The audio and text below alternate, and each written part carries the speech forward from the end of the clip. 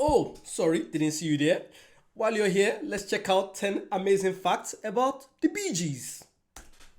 Created in 1958, the Bee Gees were a group of three brothers who truly changed the music industry forever.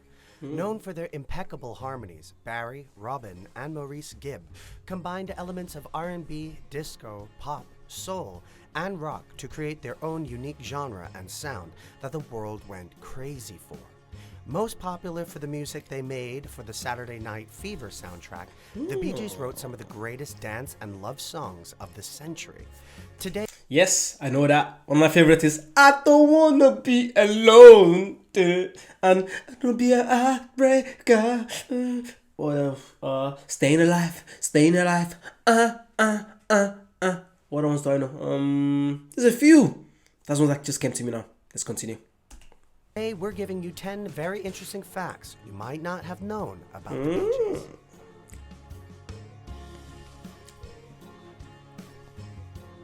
Sorry, I really like the Bee Gees now. Sorry. The Bee Gees were inspired by the Beatles' path to fame.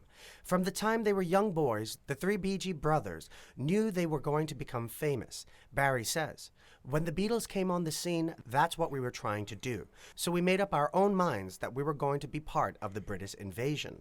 Their dad, Hugh Gibb, who was also their manager at the beginning of their career, sent the band's first demos to NEMS, Brian Epstein's office. Prior to sending the demos to NEMS, the Bee Gees were turned away by everyone they met in the industry. So their dad took a leap. Being big fans of the Beatles, the Bee Gees hoped Epstein could help get them famous like he did for the Fab Four. Epstein told Peter Brown, a member of the Beatles management team, to give the demos to Robert Stigwood. Stigwood was blown away by the band and became their manager after being entranced by the beautiful harmonies of the three brothers. He says, "You can't deny talent, and the talent was so obvious. After proclaiming the band as the most significant new musical talent of 1969, the Bee Gees started being compared to the Beatles, meaning their dream of stardom and the Beatles-level fame had come true." A power outage causing a blackout in the recording studio was the origin story of the Bee Gees' first single. While the band was waiting for the power to come back on, they were sitting on the steps in the hallway, with Barry playing the guitar. The hallway was very echoey, giving the guitar a unique sound. Barry explained, saying, "There we were in the dark, and the first thought was, in the event of something happening to me, and we thought, well, what could come from that? So we made believe that we were in a mine." The band wanted to give the song a name that would strike people, and decided to call it the New York Mining Disaster 1941. Interestingly, the song was noted for sounding much like the Beatles, and the radio stations picked up the song quickly because they thought it was them. Even the Beatles themselves heard the similarities.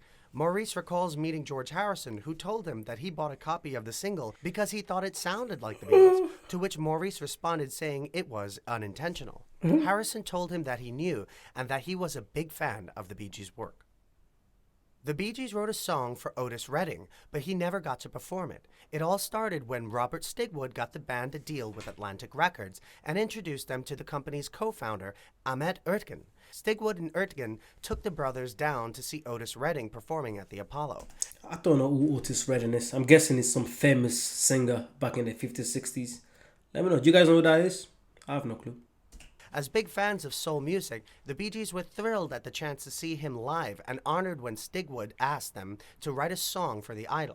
They started writing To Love Somebody, which Redding loved. But sadly, Redding died in a tragic plane crash in December of 1967 and never got to record the song.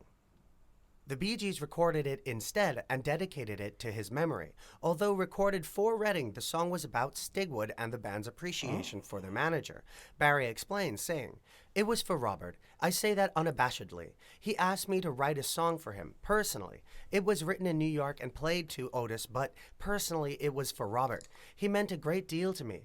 I don't think it was a homosexual affection, but a tremendous admiration for this man's abilities and gifts."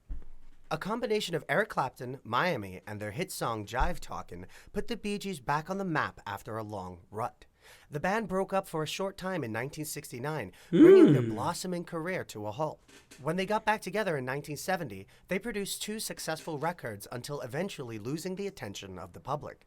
On the brink of being let go by their record label in the mid-70s, Eric Clapton, who shared the same manager as the Bee Gees, recommended that the band go to Miami to record. Barry says, "We've had a conversation with Eric about making the comeback. Eric said, well, I just made this album called 461 Ocean Boulevard in England. Maybe a change of environment would do something for you." Clapton explained his theory behind the advice, saying, "The studio there was unbelievable, and I think that's what the suggestion was about. I thought those guys were actually an R&B band that hadn't really worked it out. R&B I thought band. this would be so good if they could pick up on what's going on in America." While in Miami, the Bee Gees produced Jive Talkin, which catapulted them back into the limelight. It set a new tone for what their music would be. This time, they were coming back with style and groove. Barry didn't know he could sing falsetto, which would become the signature sound of the Bee Gees. He discovered this new talent when recording Nights on Broadway. Music producer Ari Martin, who was working with the band to help them bring their R&B sound to fruition, wanted in-tune screaming at the end of the song. Maury says, "We were completing Nights on Broadway. We had just done most of the vocal track. Usually, at the end you have some ad-libs, some kind of thing to take Do us you know away what? That's so popular today. I feel like this kind of started all this ad libs because there's a big hip hop band called Migos. I'm not sure if you know about Migos. And whenever they're singing or whenever they're rapping, they're like and it's like I'm getting flashbacks now. I'm like, this is from all the stuff that Bee Gees does. I feel like they started this stuff and like all the genre just picked it up from them. It's ridiculous what this guy started. It's absolutely ridiculous. from the original melody and add some fun. So Barry went out and did the blaming it alls. Arif brought it out of us, all that. I mean, we weren't the first to sing falsetto. We loved the stylistics, the spinners, the delphonics. They were all falsetto lead singers. Inspired by black soul and R&B music, the Bee Gees were able to create their unique and famous sound. Given how famous the falsetto singing would make the band, it's crazy to think that for his whole life up until the recording of Nights on Broadway, Barry didn't know he could sing like that. And after this discovery, the Bee Gees began writing songs for that voice, which is what they would come to be known for. The Bee Gees had another brother. Andy Gibb was the much younger brother of Barry, Robin, and Maurice, but he too wanted to pursue music. Barry wanted to start producing Andy and called him to come to Miami to record. The Bee Gees sound engineer Carl Richardson talks about Andy coming to record with his brothers, saying, "The first few times in front of a real professional studio microphone, Andy was petrified. But Barry was there and guided him through and helped him with the lyrics. He was very receptive to the new ideas, and it didn't take him long to find him another groove." With the help of his brothers and their songwriting, Andy had 3 number ones in a row, the most famous being I Just Want to Be Your Everything. In just a short period of time, he became a teen icon for the younger audiences. But after fame and success in the mid-70s, Andy's popularity began to decline as he suffered from addiction. In 1988, the Bee Gees announced that Andy would be joining the band as an official member. But sadly, Andy passed away the same year at the young age of 30. Imagine. The iconic beat of Staying Alive was born out of necessity.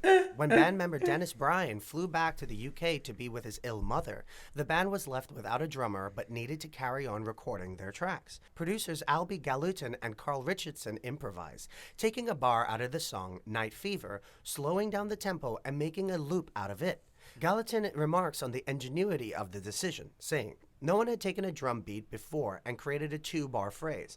We were breaking new ground. This is the first time we had ever taken a song and built it piece by piece from the ground up. We started with this drum beat and then did a bass line and then a guitar part. Never again would we rely as much on liveness.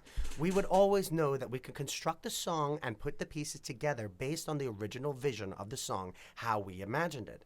Although it was going to be a temporary fix until Brian came back into the studio, the Bee Gees and their producers decided to keep it because of how amazing the feel was. Thanks to the Bee Gees' contributions, the soundtrack for Saturday Night Fever became the highest-selling album of all time at that point in history. The band's manager, Robert Stigwood, approached them about writing some songs for the album.